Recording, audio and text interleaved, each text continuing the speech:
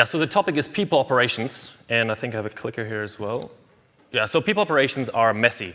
People operations, I mean all the stuff that you have to do to basically run a workforce. Payroll, onboarding, offboarding, benefits, expenses, timesheets. And it's not just an HR topics. It is basically all of your internal departments involved in this. It's the CFO, it is your IT person, it is your recruiter, it is your HR business partner, and it spans the whole organization. And it is a lot of different processes, oftentimes run on emails, on spreadsheets, and a lot of different point solutions. And point solutions is the right keyword. So you can see here, a lot of venture funding went into these tools, these little green boxes here. And they're actually part of the problem. So most of investment over the last 10 years or so, particularly from venture folks, went into these point solutions. So they were very narrow, and they kind of enabled the buyer to do very specific things. And that kind of cluttered the whole internal ecosystem of tooling in a company. And if you looked at your TechCrunch reports from maybe 4 or 5 years ago, it was all about best of breed, right? Every company had best of breed on their website. You will find none of that anymore on any of these websites. The term actually doesn't really exist anymore. It's kind of erased from the digital landscape. If you look at the Gartner report, most vendors now want to buy, again, from a single vendor. That's quite ironic. That's how it used to be 20 years ago. So we're kind of going back, actually, to a consolidation of vendors and tooling. And that's basically what we do. We are a all-in-one HCM alternative to, by alternative, I mean alternative to the kind of scatter stack. And that means you have one backend with a single employee database and a set of tooling that runs in a single platform that all of the employees and different administrators have access to. How do I know anything about this? So I used to be an investor in private equity and venture funds that invested or majority owned some of the leaders in the space, including Access Group, which is the largest mid-cap software vendor in the UK, about $1 billion in revenue. And they basically bought all these little tools together and said, hey, we're one vendor, we sell you all this stuff. But the reality is it's actually lots of different products that actually don't work very well and are very old. And then I also was a venture capitalist for some time, where we invested in companies like Personio and Deal that are these kind of best-of-breed champions that did really well, but they are kind of the source of this problem. And it's pretty clear that we're now in a new kind of era or a new phase where we're kind of consolidating back the stack together. And there are a few companies playing in this field, like Rippling in the US, and we started out here in the UK to serve this customer need. And why? It just makes sense. The CFO loves it. It saves a bunch of costs. You can save up to 50% of your software cost. And the champions, the HR leads, they love it as well. I received this Slack from one of our customers who said he had tears in his eyes when his VP finally signed the deal. He's been trying to consolidate his different HR tools for years.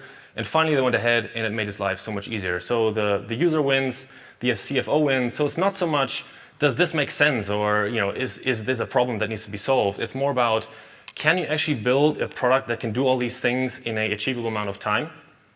And it seems we can. So we're now a global momentum leader on G2's various market maps for the different segments that we're in: core HR, time and attendance, payroll, and mobile device management.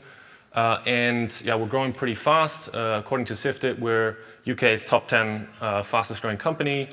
And our customers are spending more. That's the nature of the product. So our customers on average buy 2.1 modules from day one. We have 4 modules. And then a year later, they're on average 2.7 modules. So our customers want to naturally migrate stuff in. That's why they come to us. And if you're running a business here, come check it out. There's a little QR code here. It brings you to a 2-minute video, and it shows you a little bit about the product.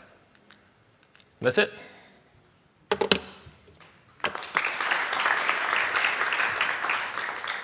Amazing. Well, congratulations on what you've built so far.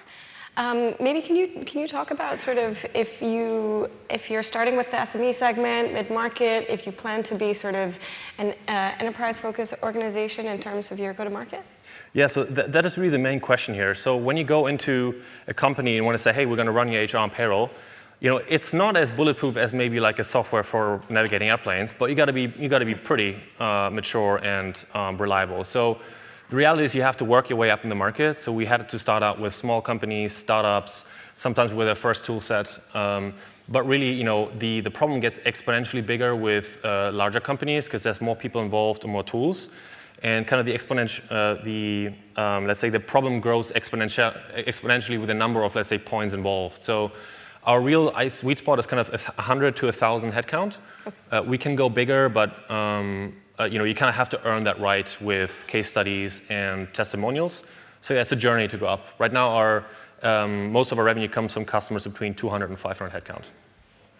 And I'm assuming based on the revenue traction, you're doing well. What does sales efficiency look like? How long does it take to win an account? Like how hard is it to displace the incumbent in that space? Yeah, whether it's best of breed or...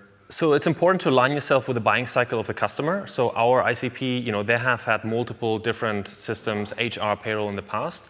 And they're in like 3 to 5 year contracts, right? So it's not about chasing every lead out there, but it's about doing good marketing so people are aware of what we're doing.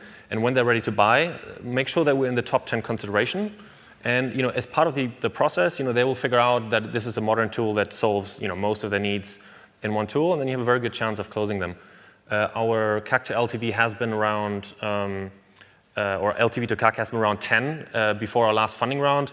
But frankly, we've been kind of underinvesting in a lot of these kind of sales team and marketing. So that's going to normalize a bit now after the last funding round, but it's been pretty efficient so far.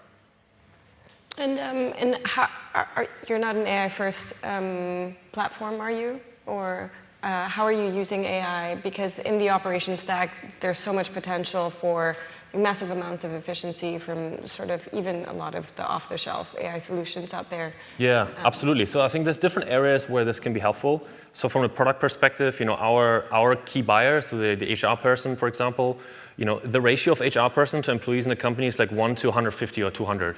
So any friction or any inaccessibility of information or documents or policies or in usability of a system creates huge bottlenecks and pain for the HR folks. So AI can be useful in explaining people how to use the tool, how expense systems work, right? So that people can serve themselves. We've done a lot of AI first in our outbound when it comes to marketing and sales, so that we can be more efficient. We don't have a sales or marketing team as of recently. But I think the HR buyer will be probably on the, let's say, of the on the large, the further end of when they start adopting it. I think the IT folks are kind of still keeping their hand on this because I think they're more scared than excited about the data. And we hold a lot of confidential information and sensitive information. So I think for us the adoption will probably take a little bit longer than maybe on the CRM side or the marketing side. Got it. Thank you. Yeah, I think that's it. Yeah. Right. Thank you.